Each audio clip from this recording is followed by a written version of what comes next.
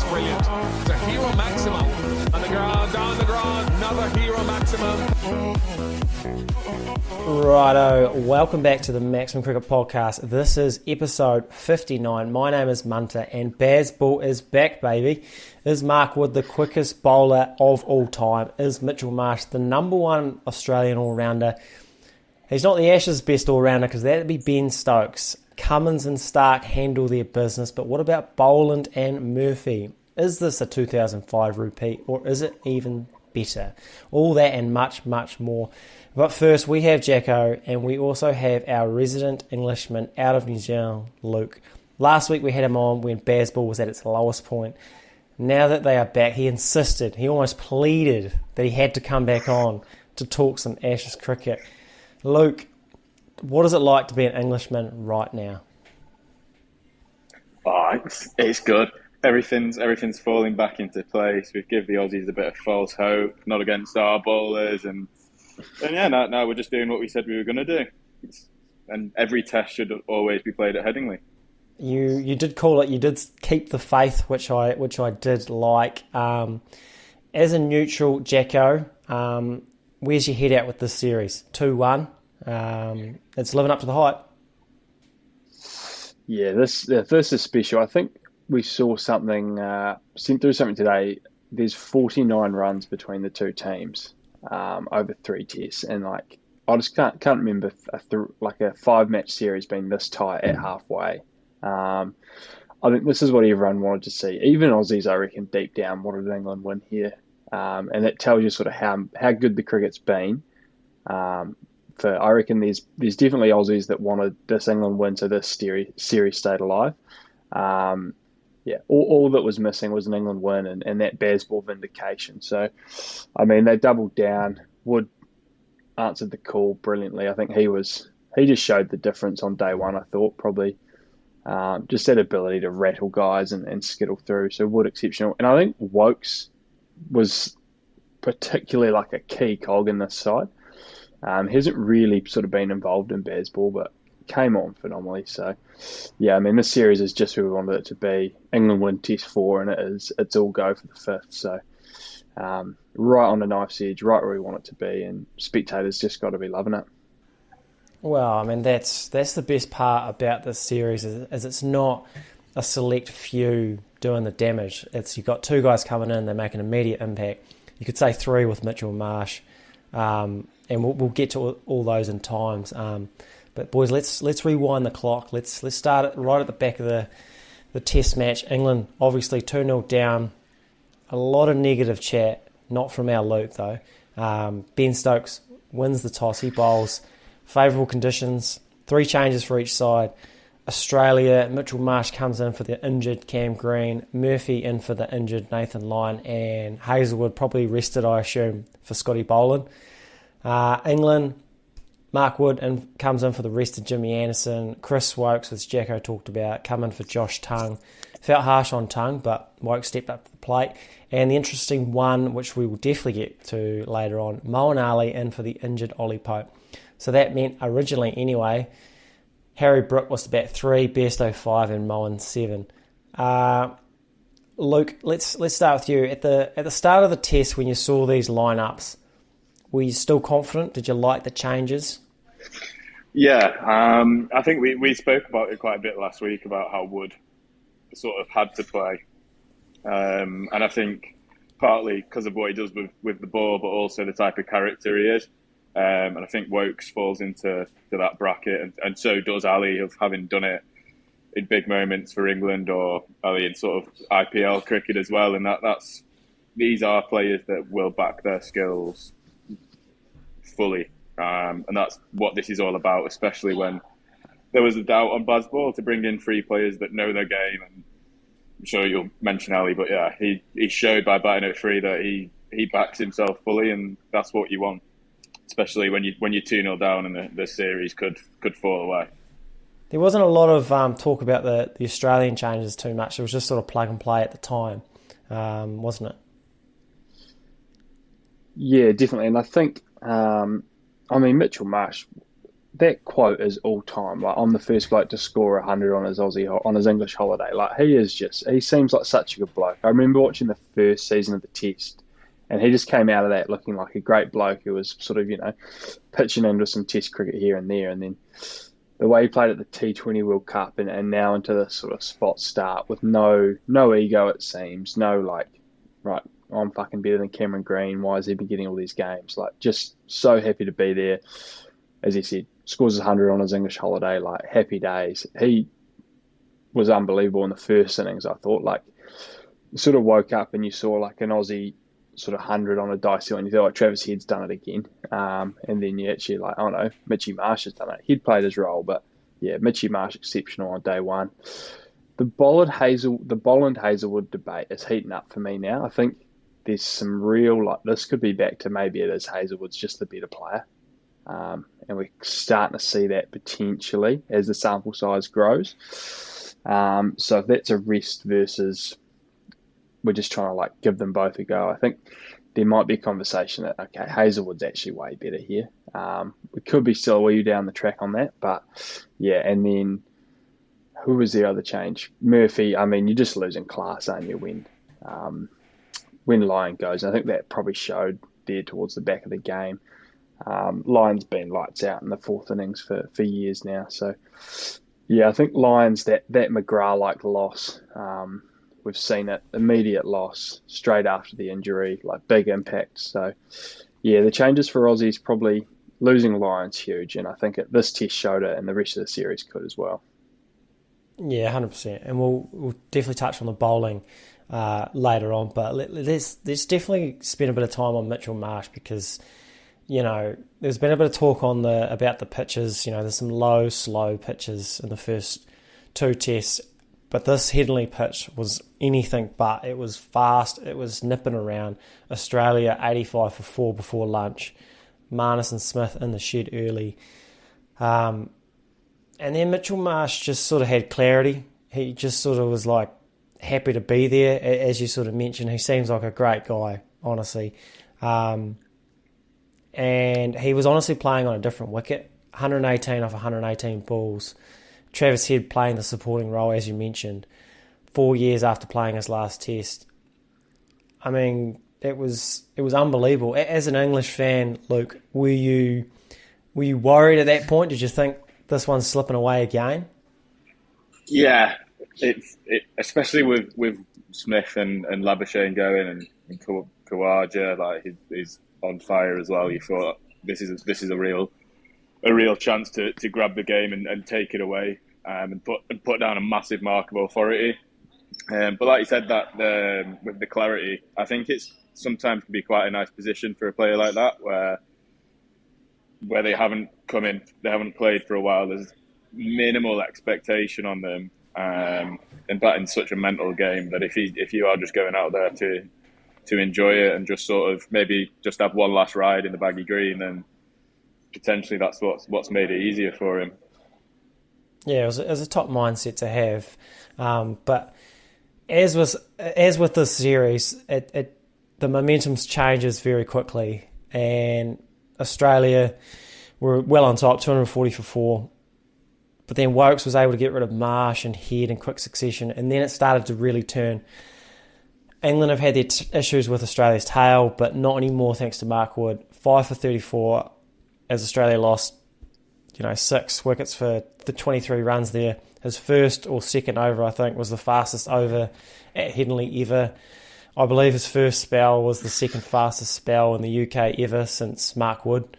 Jacko, as a fast bowler, you love to see it. You love that pace. Firstly, just how good is fast bowling? And secondly, how much of a game, like we talked about it before, but how much did this change the complexity of the whole series having Mark Wood? Oh, massively. I think it's that top end of pace. It doesn't matter. That ball that got Usman, like, he was never playing that. Like, that is too quick for one of the, as Luke said, one of the best batters in the world at the moment. Like, it just sends ripples through a side. Like, if Uzi comes in, it's like, fuck, that's pretty quick. Or, like, you just the tail end to see that, and I mean, these guys aren't going to be scared, but like the nerves come in, and it's like, fuck, you're looking up every ball at that speedo, and you're seeing repeat, and then like Cummins like left that ball almost out of Wood's hand. Like that's hit him in the pads before he could react. Like that was like lightning quick. So yeah, I think it reminds me a bit of that Johnson series, the 08-09 Ashes, where England were just fucked from the get-go because Johnson came out, he bowled rapid, he knocked them over, he hurt a couple of guys. Like it just has a different feel to the series now, 100%. So Wood changes everything, I think, for England. It just gives them that bite, especially against the tail. Sort of saw in that first test and the second test when they went to the bumper plan, and it's an old Stuart Broad and a slow Robinson. It just doesn't quite have the venom, but they still swing at it. But when there's that actual like, right, this is quick and I'm not very happy about it, that all that stuff comes into play a bit more. So he's a huge change for the series, and I think Woakes has shown some real promise there as well. I think Woakes just lengthens that batting order a little bit as well for me. Like he is just such a serious cricketer, and probably England's forgotten about player. I don't even know if he was in the squad, to be honest with you, until sort of this third game. Like that's how sort of by the wayside he's become. But yeah, he just showed the class of cricketer he is. So it's good to see fast bowling back, and yeah, if we've got Wood versus Cummins for the rest of the series, it's going to be all go. Yeah, I mean, like speaking of Cummins, obviously he's fired back with a wee six for Australia all out for 263, which felt kind of about par for me at the time. It definitely felt over par when England fell to 167 for 8. Paddy Cummins at the time had 5. He ends up with 6 for 91. I don't think at this point it's a question about if Cummins is the best bowler of this generation, but I think we're starting to have this all-time discussion where he sits on like the pantheon of all-time greats. Because as of now, he's got 236 wickets at an average of 22. The only players to have more wickets at a better average are Curtly Ambrose, Malcolm Marshall, and Glenn McGrath. So this is all-time company. As an Englishman there, Luke, when Paddy Cummins is on a heater, when he just seems to like have that ball exploding off a length, how scared are you? Yeah, you are expecting a wicket a lot of the time. You're just sitting there and plugging and waiting through and just hoping we sort of get through it, because he's as good as anyone, and to have someone like that it's such a weapon, and it is scareful. So hopefully he can pick up an injury in the next test, and then we can just wipe everyone out like that. No, the Lyon thing worked beautifully. So fingers crossed. You need a bit of headline now: the Maximum Cricket Podcast endorses injuries for players. Just a real anti-player podcast. That's what we're running here. Just the good ones. Todd Murphy's fine. Boland, he's all right. Jacko, anything to add on Paddy Cummins? Nah, I think he's, as you said, I think the only thing that will hold him back is time played. Like it's what is that total wickets number. Like if he can play another 5-6 years, push that up somewhere close to sort of over 400, maybe into the fives, I think the debate is over. Just because he is so good, like he'll have just as good a record as all those guys. So yeah, that'll be the only thing that holds him back. So yeah, it's a shame we lost sort of maybe 2 or 3 of his early years, but what we've got now, you take it. Yeah. He didn't get injured day one in South Africa, but cheers Australian cricket. 18-year-old, let's bowl him a shitload of overs. That's a good idea. Okay, someone else. Yeah. Someone else with a bit of injury histories. Benjamin Stokes. There's something about Ben Stokes and Headley, isn't there? 80 of 118 balls, including 52 off his last 37 balls, to drag England to 237. Just 26 runs behind Australia. Luke, obviously, we know the result, but even in the moment, it really felt like those runs were so crucial, because I think if he nicks off early, that lead is, 80, 90. I think the test is probably over. Fair play to you. You called it. Ben Stokes, top run scorer. It didn't go so well with the most wickets in the first innings either, though. Yeah, I mean, that's terrible right. We're all about We're all about wins. I got caught. We're all about wins. We're all about wins here. We just talk about our wins. Never talk about your losses. Yeah, so that was good. So what were you at this point? Are you surprised when it happens, or are you expecting it? Like, is it what's the feeling like when it happens again and again? I think obviously you did your piece on Henley, and everyone has compared it to 4 years ago. But just you couldn't help with how he went about the innings in terms of that slow start, flicking the screw, back against the wall, a lot of men on the boundary, him hitting a lot of boundaries. I think that with him doing that knock probably gave us more of a lift than if Bairstow had played the same innings, just because it was flashing through everyone's minds, and it would have been flashing through all the Australians' minds as well. He's just a born match winner. And he just plays better when he's clutching an injury, especially with a back. If he's bending down, he looks more dangerous. He's like is it an injured lion? They're saying? Oh, I completely butchered that. But yeah, it's scary. I think they must have you wouldn't want to bowl at him when he's in one of those moods, and the whole team and the whole crowd was feeding off that.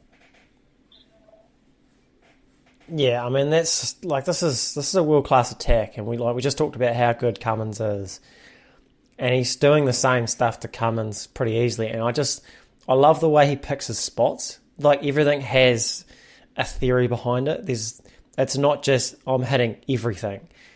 There's like, I'm hitting a short side, I'm hitting with the wind, I'm targeting this bowler, this boundary. There's always theory behind it, but every time he goes for it, it's 100% commitment, and I think that's the message he's trying to portray to the rest of the team. So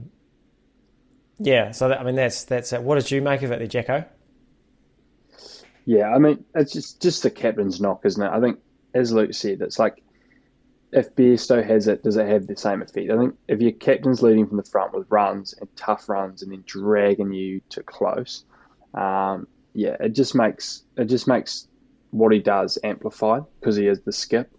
Like, Headingley was like the Ben Stokes game, but now you've got like the Ben Stokes era as captain, and this innings is probably just like almost a microcosm of it. So he sort of leads from the shadows a little bit, in terms of he might not bowl all the time, and he's not going to average 70 when he's captain, but I'd say when the chips are down, I'd love to see his average when England go to 8 down, or whatever it is, like something like that. When it's chips down and he is like the man left, his just performances skyrocket. So, I mean, the sort of legend that is Ben Stokes batting, especially at Headingley, can only get bigger. So, yeah, as Luke said, maybe 3 tests in the next Ashes series at home at Headingley. Just 2 tests off in the middle to give it a wee bit of a break. But, he's a hell of a player, and it's just another great wrinkle in the series. Yeah, it's all momentum based, isn't it? Like, it just lifts England into the next innings, and I think Broad sort of does the similar thing with the ball, because obviously Broad gets Warner inside the first 2 overs for the second straight innings. The same formula, round the wicket, angles in, nips away, outside edge, in the slip cordon. It's happened time and time again, 17 times. Even Broad has dismissed Warner the third most of any 2 players. Glenn McGrath has dismissed Atherton 19 times. So, Jacko, the question on everyone's lips: does Warner get to break the record? 2 more tests? Does he get dropped in between? And lastly, if you're Warner and Broad gets you twice in the Manchester Test, do you retire so you can't break the record, or are you dropped anyway? Conundrums. Yeah, I don't think they're going to drop him. I think it's probably almost to the point of, like, if we lose the next test and he fails, it's like shit, do we throw someone in who's played no part in the series for the last game? Probably not. If Broad gets him twice, maybe he does jump. Maybe he does jump before he's pushed. Maybe that's the straw that breaks the back. But no, I think Athers will be praying for this to happen, I think. But yeah, he's on that list 3 times. he's on that list 3 times, like in the top 5. It's incredible stuff. Yeah, it's probably one of those things. He's probably like, you probably look back and you go, well, I actually played against some really, really good players often enough for them to get me out heaps, so I've got to sort of be happy. But geez, I wouldn't mind only being on there once or something like that. So yeah, it's tough. But I think if he loses the number 1 spot, Warner's a huge chance. Broad, like bold Broad caught in, no matter where it is just paying $1 for Warner. So yeah, I don't think he's going to retire. I don't think he's going to get dropped. Aussie are playing too good at cricket, probably as a collective, to sort of cause that ripple, especially going into potentially a deciding test. I just don't think that'll be what they do. But yeah, that's right for the taking. And he could end up on 21 even. He could blow Athers out of the water here. He's just unassailable lead. Look, like from an English mindset, when Broad gets Warner, do you feel like the crowd lifts? Do you think the team lifts? Do you think it's like this energy boost?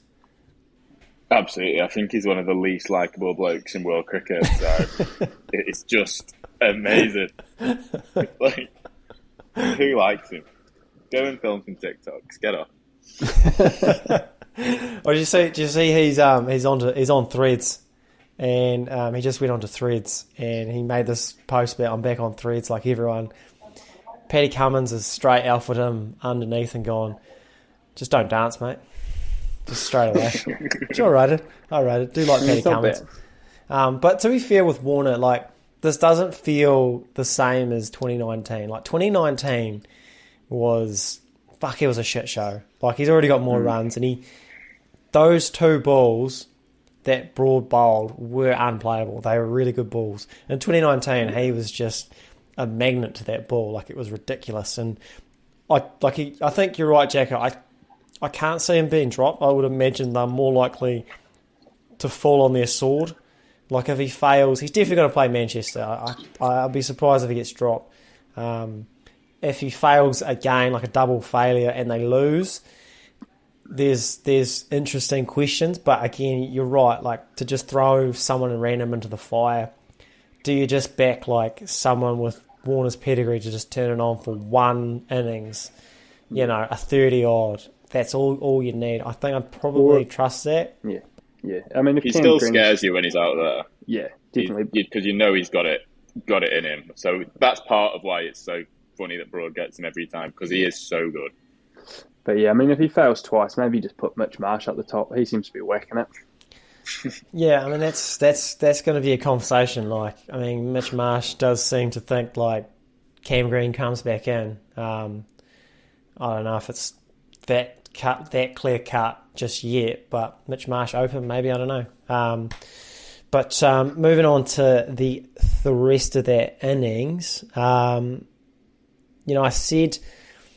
said on my day 3 video review that Australia just felt a little bit timid in that 3rd innings. England's making a habit of bowling really well in that 3rd innings and sort of strangling a side, knowing that England will chase anything, sort of thing. For most of their innings, they're going at less than 3 and over, when they could be sort of double downing on that lead. Multiple dismissals where they didn't know whether to leave or play. Australia have been really sure of their methods throughout the series. Like, they haven't really sort of wavered to the public and the pressure and things like that. But it just felt like the cracks were starting to go through. The pressure that England was applying was eventually just starting to waver a little bit. I mean, like, how often do you see Smith and Marnus fail in both innings? Are we worried about Marnus yet? 100 all-time overseas. He's only averaging 26 in his last 8 bats. I'm not saying he needs dropped. But, Jacko, has Marnus been found out a little bit? Yeah, I think potentially we're looking at sort of the law of regression for Marnus a wee bit. I think last summer there was a lot of stats going around about what he averages after getting dropped. Or I think it was the average per like drops he has, and it's like he's dropped 1.7 times in innings or something like that. So, especially on away wickets, in conditions that suit sort of that sort of traditional swing and looking for caught behind bowling, I think it's maybe just regressing back to that median. So I think he's probably just not getting found out, but this could be closer to the batter he might actually be, especially away from home.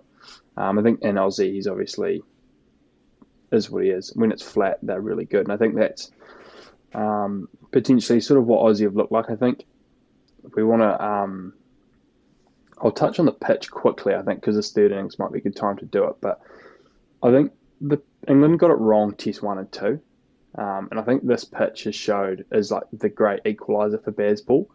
Because when you sort of play a bit of baseball on a wicket doing a bit, you get rewarded, as well as sort of some of the skittling that can come with it. But yeah, Aussie just being that timid, that slow approach, it worked on the flat wickets because they could grind you down in the third innings or the second innings or whatever it was and keep the bowlers out there.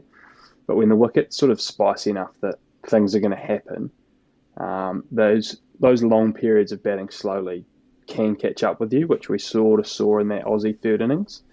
Because when Woakes got on that wee heater and removed a few guys, it was like, oh shit, where are these runs actually going to come from now that we're sort of 6-7 down? So, yeah, I think if we see more pitches like this, these tests are going to be just as good. So, yeah, I think that's where they sat in that third innings. Yeah, it's a really good point about the pitches, and it's that age-old debate about when there's a little bit of spice. Do you have your name on a ball? Like, is it like you're going to get out within 30, 40, 50 balls? Are you better off scoring as many runs as you can in that time, taking a few extra risks? Or do you, like you said, do you grind the opposition down and then nick one anyway?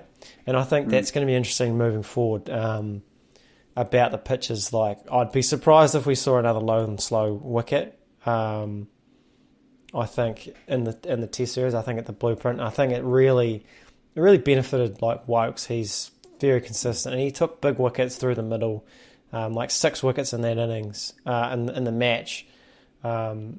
Is very impressive. So I expect he plays again.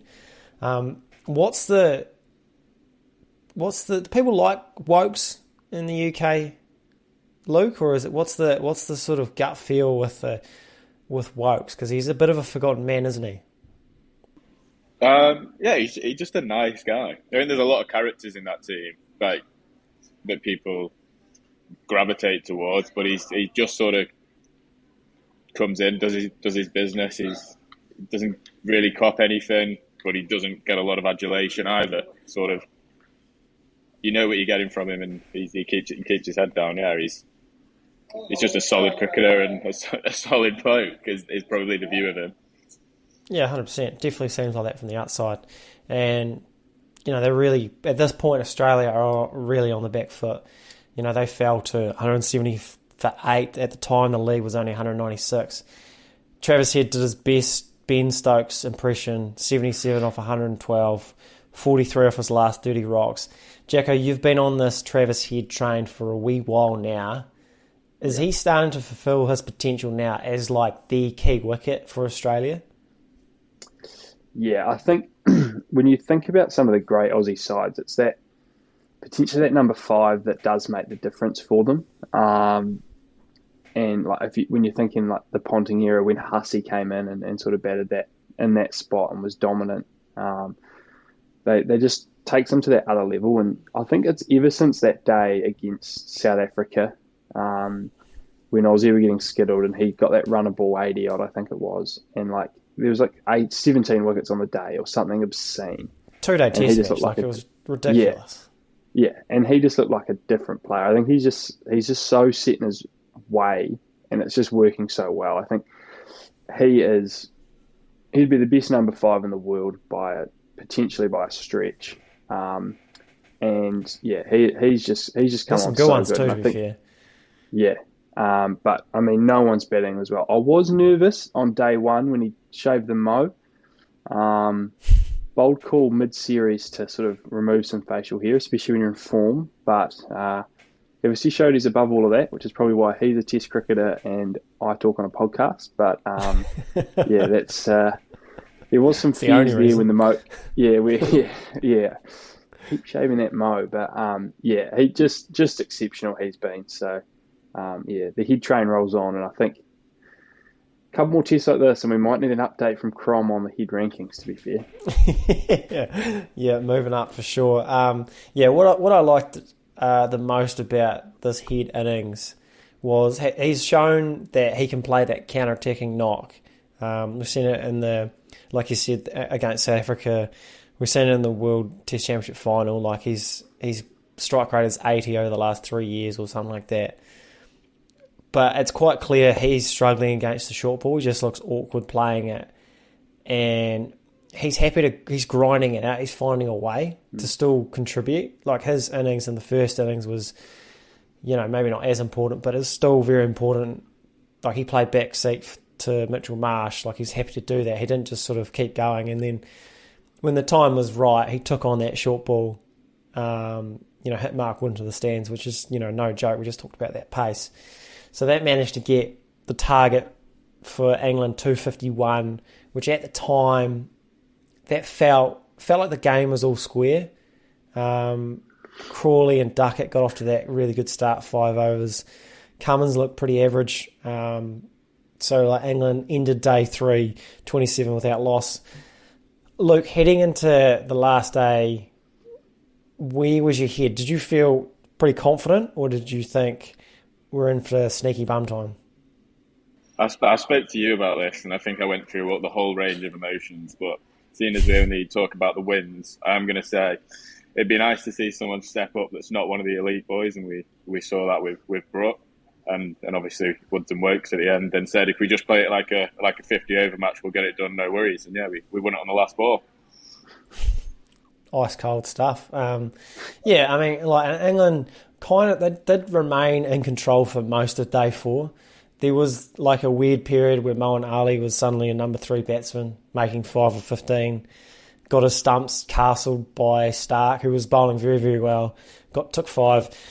And at the time, I just thought Moeen at 3 batting like that made no sense. But obviously, we will park that chat for later on until we get to Harry Brook, because that's the real reason. Crawley, he made a nice 44. Root and Harry Brook at 5, they look very comfortable, 131 for 3.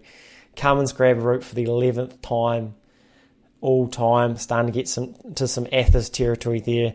Starc turned the game again, big wickets of Stokes and Bairstow to leave England at 171 for 6. Still 80 runs behind. That's probably the point where it's really in the balance. That goes either way at that point. Last week, they had Broad coming in at 8. This week, it's Chris Woakes. Him and Harry Brook, they combined for 59 until Brook was out for an incredibly good 75. I don't know if it's going to get enough chat how good that 75 is. So let's spend a minute on Harry Brook. Obviously, Moeen at 3 was strange, but the real reason was so Brook could go to 5. And it made a difference, obviously. Arguably one of the best innings for him in an England shirt. He had that perfect blend of defence and attack. He's putting bowlers under pressure with some incredible drives, but also keeping out good balls. Like he's not going for everything. Luke, as a BAZ ball elitist who has defended the likes of Brook when people were going against him, how happy were you to see it just all come to fruition? Oh yeah, you're hoping that this is the starter for him to sort of really kick on, because he's only 24. He's younger than me, which is really frustrating.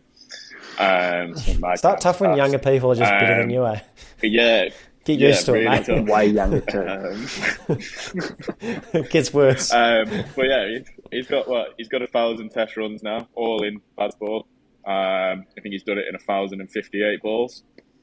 Fastest ever, which is just testament to him playing proper cricket, because he's also done it in I think he's the third quickest Englishman to do it in terms of innings as well.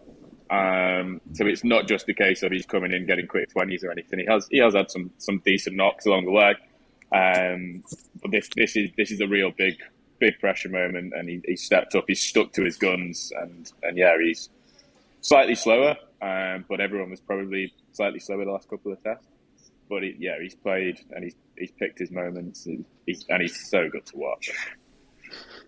For sure. And like even when Brook fell, England still needed 21 runs. Australia needed 3 poles.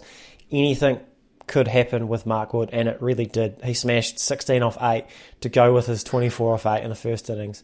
Woakes finished 32 not out. England won the test by 3 wickets, bringing the series score to 2-1. Jacko, we've talked about Woakes and Mark Wood there. How poetic was it that they were the ones to finish it, having had probably the most impact in the test? Oh, yeah, it's phenomenal. I think you sort of spoke there about like Woakes replacing Broad at number 8. And I think it just showed massively the difference there. I think like knowing you're not sort of 7 out, all out, which it did feel a little bit like they were getting there, especially with Starc in the shed. When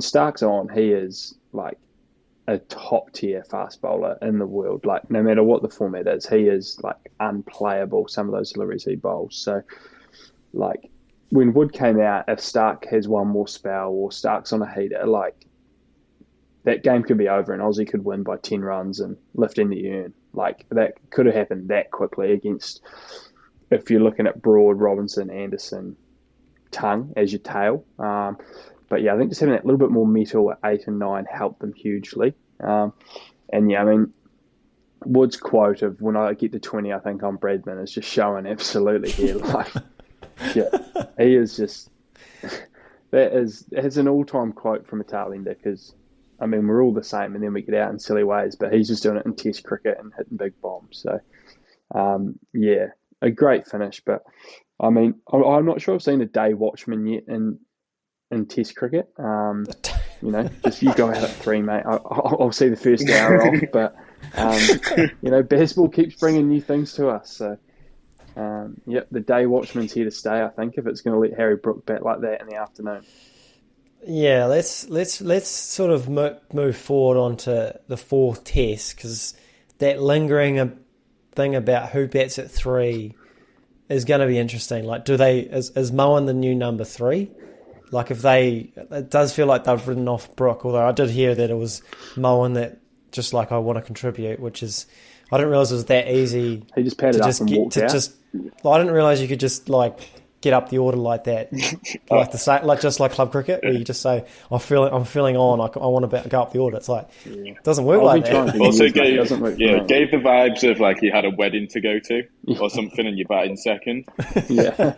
So I've got to get off. We're going to have to bat 3. I've got to get this out of the way. Yeah. Yeah, and the other thing is, I guess, is what are they going to do with Bairstow? I suspect probably nothing, but he's been nothing short of disgraceful with the gloves. Like we mentioned how Marnus gets dropped a lot, but I don't know if he's being dropped by Bairstow, which is crazy because he's dropped everything.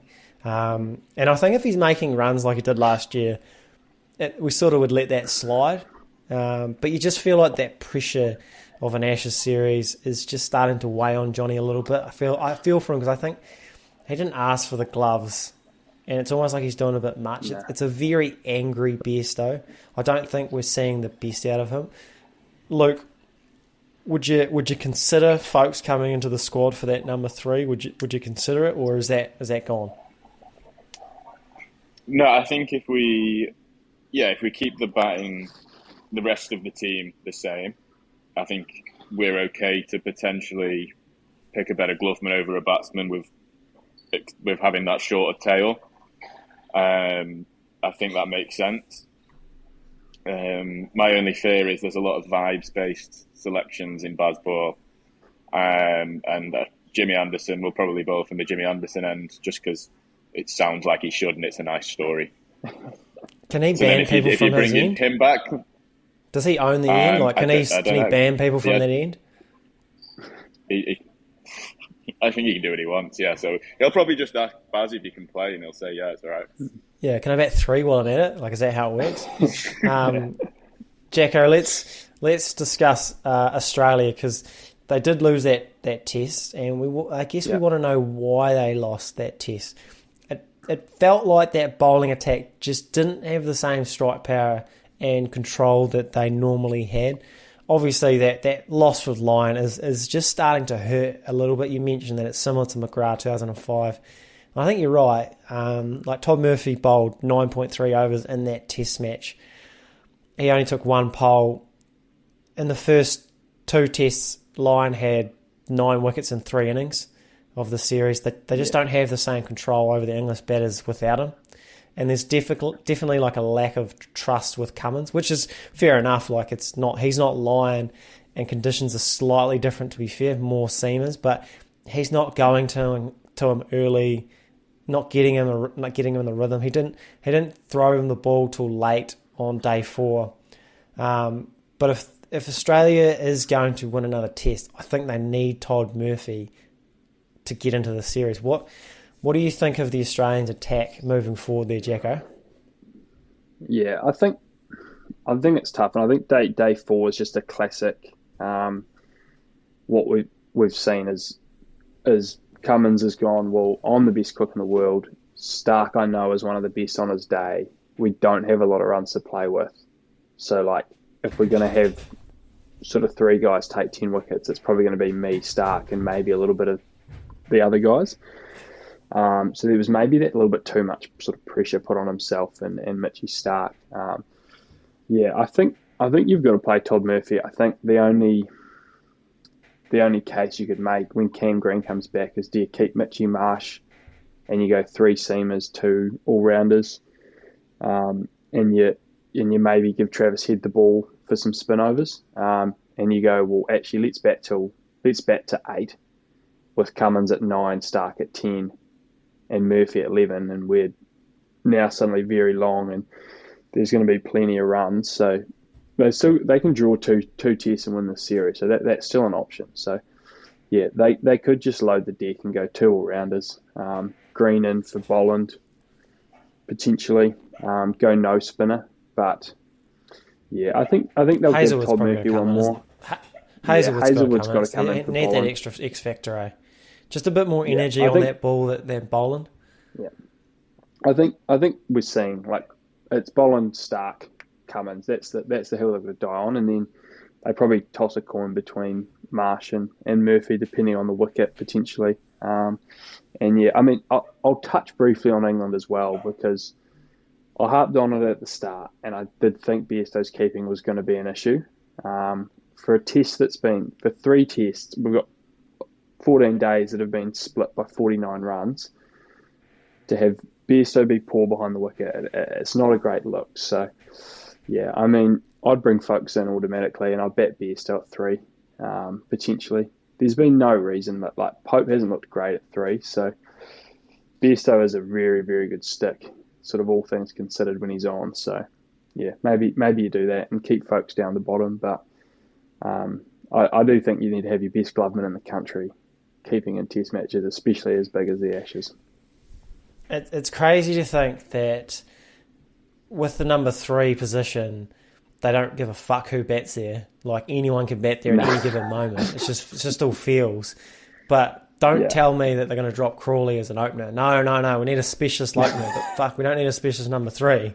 Fucking hell. It's just, who wants to bat 3 today, boys? That's how it works. In the nets this morning, you're batting 3. The hardest spot on unbelievable. I thought, when I was growing up, it was like your best player used to bat at 3. That was like your Ricky Pontings. Now it's just who feels good. It's incredible. Any other stories you boys want to hit on? I mean, we've got Haircut Gate, which is just one of the more outrageous things to come out of a cricket tour. I mean, you've got blokes, like commentators being like, this bloke hasn't had a haircut since he got to England. I mean, there's 2 massive things at fault here. One's the English media, and 2 is that Barber, get some pay wave, mate. Like, it's 2023. It's not that hard. Pay your taxes. Well, properly, I mean, mate. Get your accounts. I don't know what Alistair Cook's up to. Because the story came from Alistair Cook, where he mentioned it on BBC. He's like, I heard a yarn that he didn't pay. Like, it's sort of chat like you have with your mates. But he's on the fucking BBC, and then the Sun's ran with it. I heard a yarn that like everyone took photos and like paid up in cash, but like Carey was like, "Nah, fuck you, I'm not taking a photo," and just walked out and didn't pay. It's like, these guys are making so much money. Their daily allowance while they're on this tour would be probably like hundreds of pounds cash. Like, they're not short for cash. They've probably got plenty on them. Like, I don't think Alex Carey's skimping out for a 30 quid haircut, unless it was horrendous, and that's why he wore the hat all day. But yeah. In his cap on the rest of the tour now. Yeah. He's just had to shave it all, do a hard reset. I tell you what, this is Ashes cricket right here, where you just don't get this sort of chat in another series. Like, I've never heard this story come out of Sri Lanka West Indies Test series. Like, you're just never going to hear that sort of stuff. This is Ashes cricket. It's the drama. Like, this is going to be fucking. If there's a doco on this series, there's going to be one episode on Haircut Gate. That's what we're dealing with here. The test is the test have to be rolling surely. If Amazon Prime's not there, Bezos has to go. I mean, it's one of those things where like it's funny and it's ridiculous, and it's probably not something I'm going to bring up tomorrow with Smithy, because he'd probably end the call immediately if I bring up Haircut Gate. But it's all part of it. It's all part of the drama that is an Ashes series. This is Test cricket. But talking about Old Trafford and Todd Murphy for the next test, Old Trafford is probably the one pitch in this series where you're going to want a frontline spinner, and he's going to have a big workload. Yeah, that's going to be crucial. Him and Moeen. Yeah, same with Moeen, because he didn't do too well with the last big workload. So, that's going to be an interesting dilemma moving forward. Yeah, quite interesting that the series is coming down to like whose second spinner is going to be better. That's probably the last thing we thought going into Test 4. Like, whose second spinner is going to deal with a big load? Yeah. I mean, this is going to be great. Always good to hear if someone can deal with a big load or not. That is Ashes cricket. Righto, that's us for another week. That's Ashes cricket, baby. That's us for another week. We're about to record our Patreon special. If you like what we do, have a look at patreon.com/maximumcricket to get access to the following: an extra podcast a week, early release on the main pod, special access to TMC Discord, also access to a live Q&A, hopefully by the end of the month. We will, of course, settle for a rating review, a like and subscribe, if you will. Really helps us get noticed. Different podcast next week, bit of a sports recovery sort of jobs. Isn't that right, Jacko? You lined up a wee guest for next week, isn't it?